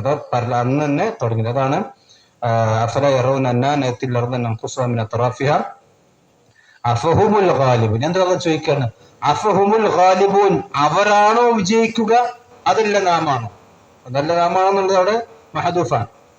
എന്നാൽ അഫഹുമുൽ ഗാലിബൂൻ, ഈ ഇസ്ലാം ഇങ്ങനെ വിജയിച്ച് വരെ ഭൂമിയൊക്കെ ഇസ്ലാമിന്റെ ആൾക്കാരും കൈയടക്കി വരുമ്പോൾ അള്ളാന്റെ ചോദ്യം അഫഹുമുൽ ഗാലിബൂൻ, ഇനി അവർ വിജയിക്കുന്നവരാണോ അതല്ല നാമാണോ വിജയിക്കുക? ചോദ്യം ക്ലിയർ ആണ്. അഫഹുമുൽ ഗാലിബൂൻ എന്താണ് വിജയിക്കാൻ പോണോ? ഇസ്ലാമിന്റെ ശത്രുക്കളത്തിന് എത്ര ഉണ്ടെങ്കിലും അവർക്ക് വിജയിക്കാൻ സാധിക്കുകയില്ല. അപ്പൊ ഈ ആയത്തിൽ മനസ്സിലാകുന്ന ഒരു തത്വം എന്താ വെച്ചാൽ, ഇനി ഇസ്ലാമിന്റെ വളർച്ചയാണ്. ഇപ്പൊ ഈ എത്ര അടിച്ചമർത്താൻ ശ്രമിച്ചാലും ഇസ്ലാം അവിടൊക്കെ വളർന്നിട്ടേ ഉള്ളൂ. ഇപ്പൊ ഈ വേൾഡ് ട്രേഡ് സെന്റർ തകർന്ന സമയത്ത് പല ആളുകളും പറഞ്ഞു വെച്ചാൽ ഇസ്ലാം എന്ത് ചെയ്ത് അവസാനിച്ച്. കാരണം ഇസ്ലാം എന്ന് പറഞ്ഞ ഭീകരവാദത്തിന്റെ മതമാണ്. യഥാർത്ഥത്തിൽ അത് ചെയ്ത ആൾക്കാർ ഇനി ആരാന്നുള്ളത് വേറെ കാര്യം. പക്ഷെ അതോടുകൂടി ഇസ്ലാമിന് കുറച്ചുകൂടി എന്ത് കിട്ടി? അമേരിക്കയിൽ വളർച്ച കൂടി ഞാൻ കണക്കുകൾ കാണും. കാരണം വെച്ചാൽ ഇസ്ലാമിനെ ആളുകൾ പ്രതിക്കൂട്ടി നിർത്തുമ്പോൾ ഇസ്ലാമിനെ പഠിക്കാൻ ശ്രമിക്കാൻ നമ്മുടെ നാട്ടിലെ പോലെ ഒരു എന്താ പറയുക കമ്പാർട്ട്മെന്റ് മനസ്സുള്ള ആളുകൾ വളരെ കുറവായിരിക്കും ലോകത്ത്. അവിടെ ഒരാൾ മുസ്ലിം ആകാന്ന് പറഞ്ഞാൽ അന്ന് വലിയ സംഗതിയുള്ള കാര്യമില്ല. നമ്മുടെ നാട്ടിലാളുകൾ മുസ്ലിമായി കഴിഞ്ഞാൽ പിന്നെ അവന്റെ ബാക്കും അവന്റെ ആധാരം അഡ്രസ്സും അവന്റെ അതൊക്കെ ഭയങ്കരമായ എന്തോ ഒരു പിന്നെ അവിടെ ഇപ്പോൾ മുസ്ലിമായി പ്രയാസങ്ങളും പ്രതിസന്ധികളൊക്കെ ഉണ്ടാവും. പക്ഷെ നമ്മുടെ നാട്ടിലെ പോലെ അത്ര ബുദ്ധിമുട്ട് അവിടെ എന്താ വെച്ചാൽ എല്ലാം അങ്ങനെ തന്നെയാണ്, ദീനം അങ്ങനെ തന്നെയാണ്. ഇപ്പൊ ഇന്ന് വരെ ഇവിടെ പ്രവർത്തിച്ച ആള് അപ്പുറത്തെ സംഘടനയ്ക്ക് പോയാൽ പിന്നെ അവന് ഇസ്ലാം തന്നെ ഇല്ല, തൗഹീദ് തന്നെ ഇല്ല, അവനിപ്പോ പള്ളി ഇമാം നിൽക്കാൻ പറ്റില്ല, അവന് ഒന്നാമത്തെ സഫ് നിൽക്കാൻ പറ്റില്ല. ആ സ്ഥലങ്ങളൊക്കെ ഉണ്ട്, ആലോചിച്ച് നോക്കണം. ക്രിസ്ത്യൻ വിഭാഗത്തിൽപ്പെട്ട ആളുകൾക്ക് ഒന്നാമത്തെ സഫിൽ നിൽക്കാൻ പറ്റാത്ത സ്ഥലം മലപ്പുറം ജില്ലയിലുണ്ടായിരുന്നു. എനിക്കറിയാം, സ്ഥലം ഞാൻ പറഞ്ഞില്ല. അത്രയും വലിയ ജഹാലത്താണ് നമ്മുടെ നാട്ടിലുള്ളത്. കാരണം സംഘടന മാറിപ്പോയി, ഇഖാമത്ത് കൊടുക്കാൻ പറ്റില്ല, ഇമാമത്തൊക്കെ പിന്നെ എഴുതാൻ പറ്റില്ല. അതുവരെ നമ്മളിപ്പോ ഉണ്ടായിരുന്നു. ഇത് ലോകത്ത് ഇത്ര ഒരു പിന്നെ കുടുസ് ആക്കപ്പെടാം. നമുക്ക് സംഘടന ആവശ്യമാണ്, പക്ഷെ സംഘടനകളുടെ തലയിൽ കയറിയിട്ട് ദീന് കണ്ട് ചവിട്ടി താത്തുന്ന അവസ്ഥയിലുള്ളത് നമുക്ക് ഏതായാലും ഉണ്ടാകാൻ പാടില്ല. മനസ്സിലായത്? ഒക്കെ മനുഷ്യന്മാരുണ്ട്. അപ്പോ പിന്നെ ഇസ്ലാമിന്റെ വളർച്ച ഏത് കാലഘട്ടത്തിൽ ഉണ്ടാവും, അതാണ് ഈ ആയത്തിൽ അല്ലാഹു സുബ്ഹാനഹു വ തആല പറയുന്ന ആയത്തിന്റെ ഒരു പ്രധാനപ്പെട്ട വശം. അതാണ് ബൽ മത്തഅന ഹൗലായി വആബാഹും ഹത്താ ത്വാല അലൈഹിം ഉംറു. നാം അവർക്കും അവരുടെ പിതാക്കന്മാർക്കും മത്താകൾ കൊടുത്തിട്ടുണ്ട്, അതുപോലെ തന്നെ വിഭവങ്ങൾ കൊടുത്തിട്ടുണ്ട്. അവർക്ക് ഒരുപാട് ആയുസ്സുകൾ നീട്ടി കിട്ടിയിട്ടുണ്ട്. എന്നിട്ടും അഫല യറൗന, അവർ കാണുന്നില്ലേ, അന്നാ നഅ്തിൽ അർദ നൻഖുസുഹാ മിൻ അത്റാഫിഹ, അതിന്റെ ആ ഭൂമിയുടെ അവരുടെ ഭൂമികളിൽ നിന്ന് അതിന്റെ തൊറഫുകൾ, തൊറഫ് എന്ന് പറഞ്ഞ അറ്റം നാട്ടം, അത്ര അതിന്റെ ജമ്മാണ് അത്റാഫ്, അറ്റങ്ങൾ, അതിന്റെ അറ്റങ്ങളിൽ നിന്ന് നാം ചുരുക്കിക്കൊണ്ടിരുന്ന അറ്റം കാണുന്നില്ലേ. അഫഹുമുൽ ഗാലിബൂൻ, ഇനി അതല്ല, അവരാകുന്നു വിജയിക്കുന്നവർ. ഇതാണ് ഈ ആയത്തിൽ അള്ളാഹു വിശദീകരിക്കുന്നത്. ഇൻഷാ അല്ലാഹ് ബാക്കി പിന്നീട് വിശദീകരിക്കാം. 2-3 കാര്യങ്ങൾ പറയാനുള്ളത്. ഒന്ന്, നമുക്കറിയാം വരുന്ന ഞായറാഴ്ചയാണ് നമ്മുടെ ഫാമിലി കോൺഫറൻസ്. ഇവിടുന്ന് അങ്ങനെ വണ്ടി ഉണ്ടോ? ഇല്ലല്ലോ, അതോ മിനി ബസ് ഉണ്ടോ? ആ, 30 ബസ് ഉണ്ടായിരിക്കും. പിന്നെ ഭക്ഷണം ആവശ്യമുള്ള ആൾക്ക് മുമ്പ് രജിസ്റ്റർ ചെയ്യണം അല്ലേ? പിന്നെ ഭക്ഷണ സൗകര്യം, രാത്രി ഭക്ഷണത്തിന് സൗകര്യമുണ്ട്. പിന്നെ നമ്മളെല്ലാവരും കുടുംബസമേതം അവിടെ എത്തണം. ഇതാണ് പിന്നെ ഒന്നാമത് പറയാനുള്ളത്. ഇൻഷാ അല്ലാഹ് അസ്റിന് ശേഷം തുടങ്ങി രാത്രി വരെ ഉണ്ടാവും. ബഹുമാനീയ ഹുസൈൻ സലഫി PN ഒക്കെ പങ്കെടുക്കുന്നുണ്ട്. അപ്പൊ അതിലെല്ലാവരും പങ്കെടുക്കാൻ ശ്രദ്ധിക്കുക. ഇപ്പൊ രണ്ടാമത്തെ വിഷയം, പിന്നെ നമുക്കറിയാം മദീനയിലെ ഹറമിലെ ഇമാമായ പിന്നെ ഷെയ്ഖ് സ്വാദം നാളെ 10 മണിക്ക് നമ്മുടെ ജാമ്യയിൽ വരുന്നുണ്ട്. അപ്പൊ നമ്മുടെ പരിസരത്തൊക്കെയുള്ള പുരുഷന്മാരൊക്കെ കഴിയണത് എന്ത് ചെയ്യുക, 10 മണിയാകുമ്പോൾ നമ്മുടെ പള്ളിയിൽ ഇദ്ദേഹത്തിന്റെ പ്രോഗ്രാം ഉണ്ട്. അപ്പൊ കഴിയുന്നതും നമ്മുടെ ചുറ്റടുത്തുള്ള എല്ലാവരും വരാൻ കഴിയില്ല, കുറച്ച് ആളുകൾ വിദ്യാർത്ഥികളോട് ഉണ്ടാവും. കുറച്ച് ആൾക്കാർ നമ്മൾ കഴിയുന്നത് എന്ത് ചെയ്യണം, അവിടെ എത്താൻ വേണ്ടി പരിശ്രമിക്കണം എന്ന് കൂടി ഓർമ്മപ്പെടുത്തുകയാണ്. അള്ളാഹു സുബ്ഹാനഹു വ തആല അവന്റെ ദീൻ പഠിക്കാനും മനസ്സിലാക്കാനും അള്ളാഹു നമ്മെല്ലാം അനുഗ്രഹിക്കുമാറാവട്ടെ. നമ്മളിത് അറിഞ്ഞും അറിയാതെ സംഭവിച്ചു പോയ ചെറുതും വലുതുമായ തിന്മകൾ അള്ളാഹു നമുക്കെല്ലാം പുറത്തു നിൽക്കുമാറാവട്ടെ. നമ്മളിത് മരണപ്പെട്ടവർ എല്ലാവരും നമ്മുടെ മാതാപിതാക്കൾ, നമ്മുടെ കൂട്ടുകുടുംബങ്ങൾ, അവർക്കെല്ലാം അള്ളാഹു സ്വർഗം നൽകാതിരിക്കുമാറാവട്ടെ. അവരെ നമ്മെ ജന്നാത്തുൽ ഫിർദൗസിൽ അള്ളാഹു ഒരുമിച്ച് കൂട്ടുമാറാവട്ടെ. ربنا آتنا في الدنيا حسنة وفي الآخرة حسنة وقنا عذاب النار. آمين يا رب.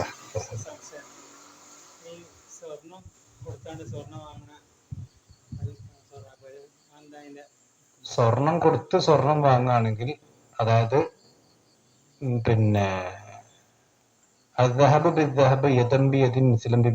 അതായത് കയ്യോട് കടം പറയാൻ പാടില്ല, അളവ് വ്യത്യാസപ്പെടാൻ പാടില്ല. സാധാരണ നമ്മൾ പഴയ സ്വർണം കൊടുത്തിട്ട് പുതിയ സ്വർണം വാങ്ങുകയാണെങ്കിൽ പഴയ സ്വർണം നമ്മൾ ആദ്യം വിൽക്കണം.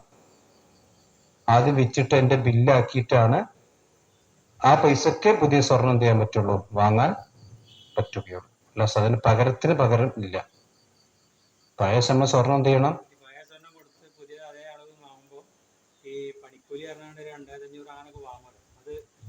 അല്ല പുതിയ സ്വർണം വാങ്ങുമ്പോ സ്വാഭാവികമായിട്ട് പണിക്കൂലി ഉണ്ടാവുമല്ലോ, അത് നമ്മൾ കൊടുക്കേണ്ടി വരും. ഞാൻ പറഞ്ഞ പഴയ സ്വർണം നമ്മൾ എന്ത് ചെയ്യുന്നു, ആദ്യം അവർക്ക് വിൽക്കുന്നു. അതിന് എത്രയാണോ നമ്മൾ ഇനി സ്വർണം വാങ്ങാൻ ആഗ്രഹിക്കുന്നുണ്ടെങ്കിൽ, ഇനി പുതിയ സ്വർണം ആണെങ്കിൽ കുറച്ചുകൂടി പൈസ നമുക്ക് കൊടുക്കേണ്ടി വരും. ആ പൈസക്ക് നമുക്ക് പുതിയ സ്വർണം വാങ്ങാം. അതല്ലാതെ ഇതിന് പകരം ആ പുതിയ സ്വർണം എന്നുള്ളത് ഇല്ല. പറഞ്ഞ മനസ്സിലായില്ലേ?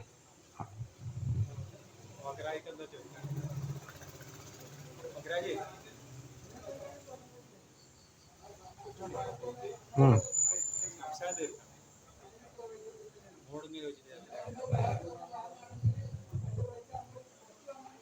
പക്ഷെ എന്താ വെച്ചാല് ഈ പഴയത് കൊടുത്ത് പുതിയ വാങ്ങുമ്പോൾ നമ്മൾ അപ്പൊ തന്നെ വാങ്ങുകയാണ്, അല്ലെങ്കിൽ പിന്നെ പുതിയ സ്വർണ്ണം എടുക്കുന്നുണ്ടെങ്കിൽ ഒരു റേറ്റും എടുക്കണില്ലെങ്കിൽ വേറെ റേറ്റുമാണ്.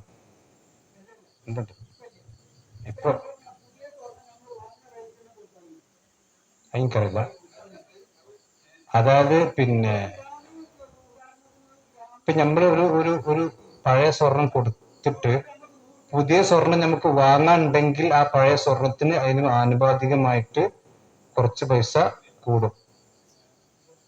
ഉണ്ട് ഞാൻ മനസ്സിലാക്കിയില്ലെങ്കിൽ ഓക്കെ, പ്രശ്നമില്ല. പണിക്കൂലി ഏതായാലും കൊടുക്കേണ്ടി വരും, അത് ഇതിൽ പറഞ്ഞില്ല.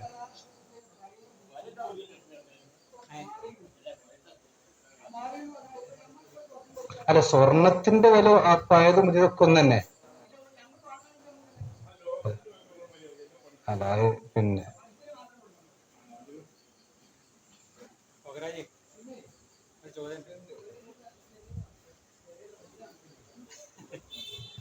അതെന്ന് ചോദിച്ചോളെ. ആ ഉം ഉം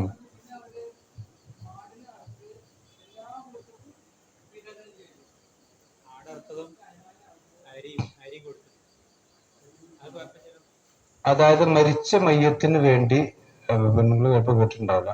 അതായത് പിന്നെ ഒരാൾ മരിച്ച വീട്ടിൽ അടിയന്തരം കാര്യങ്ങളൊക്കെ നടത്തി, പിന്നെ അവിടെ മാടിനെ അറുത്ത് മൃഗത്തെ അറുത്ത് ഇറച്ചി വിതരണം ചെയ്ത് ആ ഇറച്ചി നമുക്ക് വാങ്ങാൻ പറ്റുമെന്നാണ്. അത് നമ്മൾ മനസ്സിലാക്കേണ്ടത് വെച്ചാല് പിന്നെ ഈ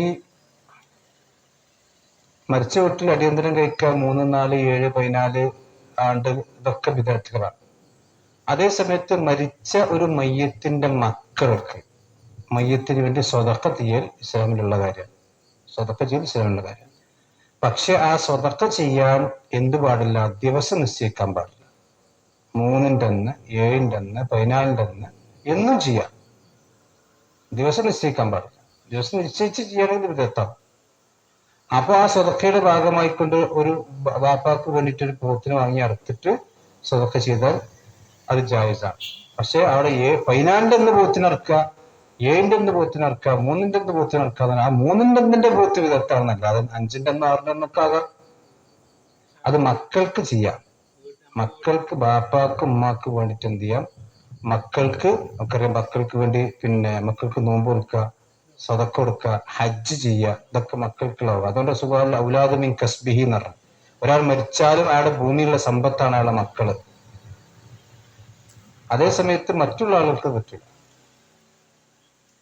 ഈ നമ്മുടെ നാട്ടിൽ വാരി കൊടുക്കണമൊക്കെ ഈ 3-ന്റെ എന്തൊക്കെയാണ്. അതുകൊണ്ടാണ് നമ്മൾ ബിദഅത്ത് നടത്തുന്നത്. അരി മറ്റുള്ളവർക്ക് വേണ്ടി സ്വതക്ക കൊടുക്കൽ ബിദഅത്തായിട്ടില്ല. പക്ഷെ ആ 3 എന്ന ദിവസം നിശ്ചയിക്കുമ്പോ എന്തായി? അത് ബിദഅത്താണ്. അപ്പൊ നമുക്ക് വാങ്ങാൻ പറ്റും. ആ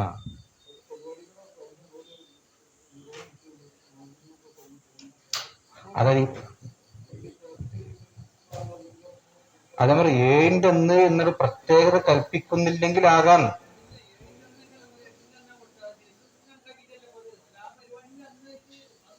അല്ല, അത് ഞാൻ പറഞ്ഞു, മൗലൂദത്തൊക്കെ വേറെ കാര്യമാണ്.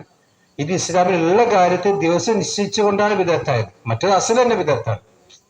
ഇത് ഈ കണ്ണോക്ക് എന്നുള്ളതിന്റെ അസൽ തന്നെ വിദഗ്ധാണ്. അത് ഹൈന്ദവ സംസ്കാരത്തിന് വന്നതാണ്. ആരെ പറഞ്ഞ 3-ന്റെ അന്ന് കണ്ണുന്നൊക്കെ? അതാണ് കണ്ണു. എന്നിട്ട് ആ കണ്ണു കൊണ്ട് നമ്മള് പോയി മുങ്ങാണ്. വാപ്പാന്റെ കണ്ണ് പോവാണ്, അന്ന് നമ്മള് പോയി മുങ്ങാണ്. ഇതൊക്കെ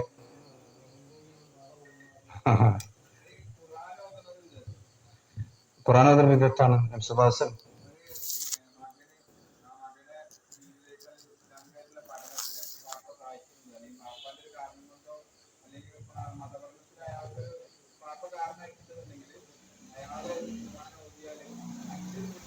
അതിപ്പോ എപ്പോ ഉദ്യോഗം കിട്ടും. അത് പക്ഷെ മരിച്ചോടത്ത് പ്രത്യേകം ഓതുമ്പോഴും വിദഗ്ധരും. ഖുർആൻ നമ്മളിപ്പോ ഓതണ്ടേ? ഒരു ബാപ്പ മകനെ ഖുർആൻ പഠിപ്പിച്ചിട്ടുണ്ടെങ്കിൽ, ആ മക്കളെ ഖുർആൻ പഠിപ്പിച്ചിട്ടുണ്ടെങ്കിൽ, ആ മക്കളിന് ഒരു അർഫ് ഓതിയാലും അതിലൊരു കൂലി എന്തുണ്ടാവും? അങ്ങനെ അതാ ഉദ്ദേശിച്ചത്. ബാപ്പാക്കും വേണ്ടി ഓതൽ പറ്റില്ല. അതായത് നമ്മുടെ അക്കൗണ്ടിക്ക് ഒരു പൈസ വന്നെങ്കിലല്ലേ നമുക്ക് ട്രാൻസ്ഫർ ചെയ്യാൻ പറ്റുള്ളൂ. ഏയ് പിന്നെ ഗൂഗിൾ പേയിൽ പൈസ ഉണ്ടെങ്കിലല്ലേ എനിക്കിപ്പോ മൂപ്പർക്ക് അയച്ചെടുക്കാൻ പറ്റുള്ളൂ. ഓതിയതിന്റെ പ്രതിഫലം ആദ്യം ഞമ്മക്ക് വേണ്ടി ഓതാ. നമുക്ക് വേണ്ടി ഓതുമ്പോഴുള്ള നിയത്ത് എന്താ വെച്ചാൽ അതിന്റെ ഒരു പ്രതിഫലം ഇപ്പൊ നമ്മള് ഉമ്മാക്ക് വേണ്ടി ഹജ്ജ് ചെയ്യാൻ നോക്കിക്കോ. ഉമ്മാക്ക് വേണ്ടി ഹജ്ജ് ചെയ്യുമ്പോൾ അതിന്റെ ഒരു കൂലി നമുക്കും കിട്ടും, ഒരു കൂലി ഉമ്മാക്കും കിട്ടും. അല്ല, യാസീൻ എന്നുള്ളതല്ലേ, യാസീൻ അല്ലാത്ത ഖുർആൻ ഉണ്ടല്ലോ. യാസീൻ മാത്രല്ല ഖുർആൻ ഉള്ളത്. അല്ല, വാപ്പാക്ക് വേണ്ടി യാസീൻ ഓതുക എന്നുള്ളതില്ല. നമുക്ക് വേണ്ടി ഓതിയാൽ തന്നെ വാപ്പാക്ക് കിട്ടും ഇൻഷാ അല്ലാഹ്. നമുക്ക് വേണ്ടി ഓതിയാൽ തന്നെ എന്ത് കിട്ടും? യാസീൻ എന്ന് പറഞ്ഞാൽ അത് ശരിക്കും സൂഫികളിൽ നിന്നതാണ്. യാസീൻ കാണാൻ പഠിക്കുക, നമ്മൾ മരിച്ചോടത്ത് യാസീൻ ഇപ്പൊ പ്രിന്റ് ചെയ്തൊക്കെയാണ്. പണ്ട് ഓതാൻ ആളെ കിട്ടാൻ്റെ. പണ്ടൊക്കെ എല്ലാവർക്കും യാസീൻ അറിയില്ല. ഇപ്പത്തെ യുവതലമുറക്കും യാസീൻ അറിയില്ലല്ലോ. പണ്ടാണ് സബീന കിതാബ് എന്ന് മറ്റേ പാത്രം കേൾക്കുന്ന സബീന ഉണ്ടെന്ന് പറഞ്ഞ് മുഖേന പ്രസംഗിച്ചില്ല. ഇപ്പൊ തുടങ്ങിയാണ്. ഇപ്പൊ ഖബറിന്റെ അടുത്ത് ഇപ്പൊ തുടങ്ങിയ സൂറത്ത് മുൽക്ക് ഹദീസിലില്ല, വൈഫാണ്. പക്ഷെ അത് ഹദീസിലും ഉണ്ടാക്കാം. പക്ഷെ അത് മുൽക്കുന്നില്ല. അവിടെ തസ്ബീത്ത് ചെയ്യാൻ നബിസ്വല്ലം പറഞ്ഞു. ഖബറിന്റെ അടുത്ത് തസ്ബീത്ത് ചെയ്യാം. അത് അല്ലാഹു സബ്ബിത്തുഹു സ്വാദ് തന്നെ പാടുന്നില്ല. നമുക്ക് പ്രാർത്ഥിക്കാം. അത്രേ ഉള്ളൂ. അതാണ് ശരിക്ക്. അതായത് ഹദീസിലുള്ള അദ്ദേഹത്തെ മറമാടി പ്രവാചകൻ കഴിഞ്ഞതിന് ശേഷം തസ്ബീത്ത് ഇവൻ വേണമെങ്കിൽ വ്യാഖ്യാനിക്കുക. എന്താ വെച്ചാൽ ആ മണ്ണ് കല്ല് വെച്ചോടുകൂടി എന്തായി മൂടിയല്ലോ. അങ്ങനെ വ്യാഖ്യാനിച്ചിട്ട് വേണമെങ്കിൽ അപ്പൊ തന്നെ തസ്ബീത്ത് തുടങ്ങാൻ തെറ്റൊന്നുമല്ല. അപ്പൊ പുതിയ കേട്ടെ ഞാൻ അടുത്താണ് മുൽക്ക് ഇതുവരെ കണ്ടില്ലേ. അതിപ്പോ ഇങ്ങനെ വരും. അപ്പൊ ആളുകൾ ചോദിക്കുമ്പോ ഖുറാനല്ലേ നല്ലതല്ലേ? ഖുറാനൊക്കെ നല്ലത് തന്നെയാണ്. പക്ഷെ നല്ലത് നബി പഠിപ്പിച്ചാലും നല്ലതാണ്. അങ്ങനെ താസിയത്ത് സുന്നത്താണ്.